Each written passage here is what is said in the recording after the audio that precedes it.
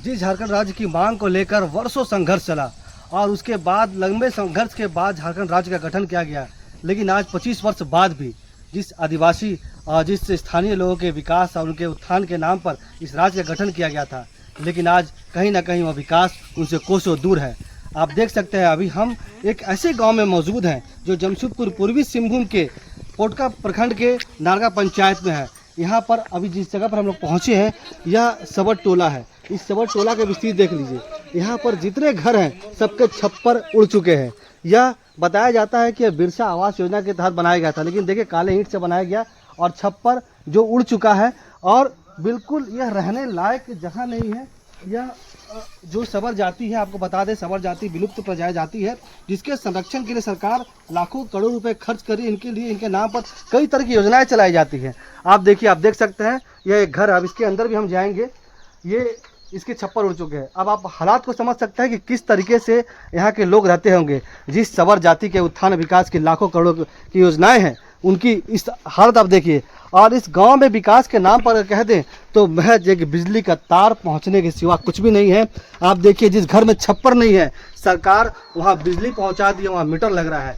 अब बताइए भला यह ग्रामीण इस मीटर लगने के बाद इसका बिजली बिल क्यों चुकाए और किस लिए चुकाए और कहाँ से चुकाए। इस घर की हालत देखिए, छप्पर उड़े हैं, नीचे यहाँ खाना बनता है। अब बारिश का मौसम है, आप समझिए यहाँ के लोग कैसे रहते होंगे, यहाँ बच्चे घर में कैसे सोते होंगे। आप देखिए स्थिति, इस घर में करीब 12 से 15 लोग सदस्य यहाँ रहते हैं। अब इस छोटे से एक कमरे में, एक बगल में, जहाँ पर इसको किचन कह ले या जो कह ले, आप देखिए क्या स्थिति है।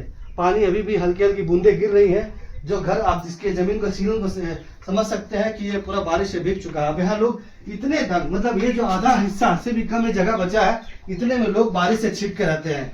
यह है इस झारखंड राज्य के आदिवासियों की स्थिति, सबर जाति की स्थिति, जिसके उत्थान और विकास के लिए सरकार के पास कई योजनाएं हैं, लेकिन यह योजना आखिर लटक कहाँ रही है, फंस कहाँ रही है, इन गांव में क्यों नहीं पहुंच रही है, वो विकास की सड़कें इस गांव तक क्यों नहीं आ रही हैं। आप देखिए यहाँ की जो सड़कें हैं कच्ची हैं। आज तक यहाँ तक लोग, यहाँ के स्थानीय लोग बता रहे हैं कि जो स्थानीय विधायक है, वो तो दूर की बात, यहाँ स्थानीय जो पंचायत मुखिया है वो इस गांव में आज तक निरीक्षण करने या उनसे मिलने नहीं आए हैं। ऐसी स्थिति में आप समझ सकते हैं, जब जनप्रतिनिधि अपने गांव वालों के हालत के लिए उनकी स्थिति को देखने ना पहुंचे तो वहां विकास कहां से पहुंचेगा।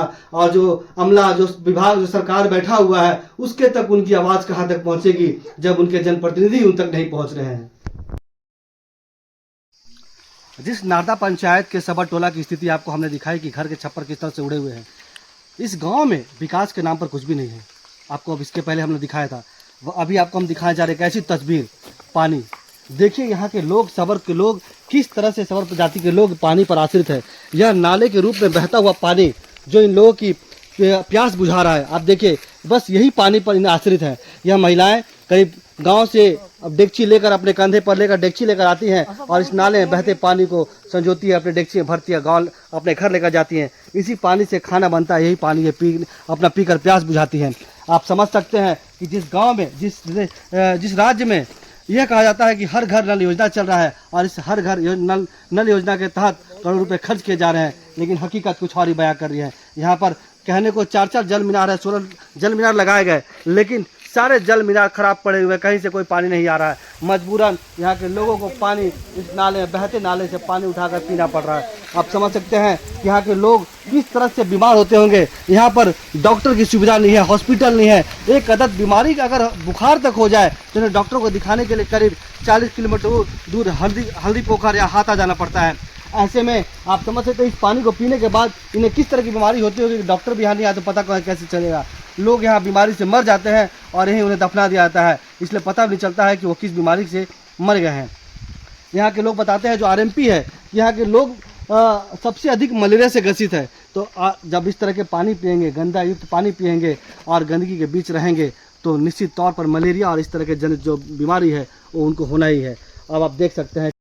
उम्मीद है यह स्थिति देखने के बाद स्थानीय प्रशासन और झारखंड सरकार इस गांव की ओर अपनी सकारात्मक पहल करते हुए यहाँ के लोग और यहाँ इस गांव के उत्थान और विकास के लिए कार्य करेगी।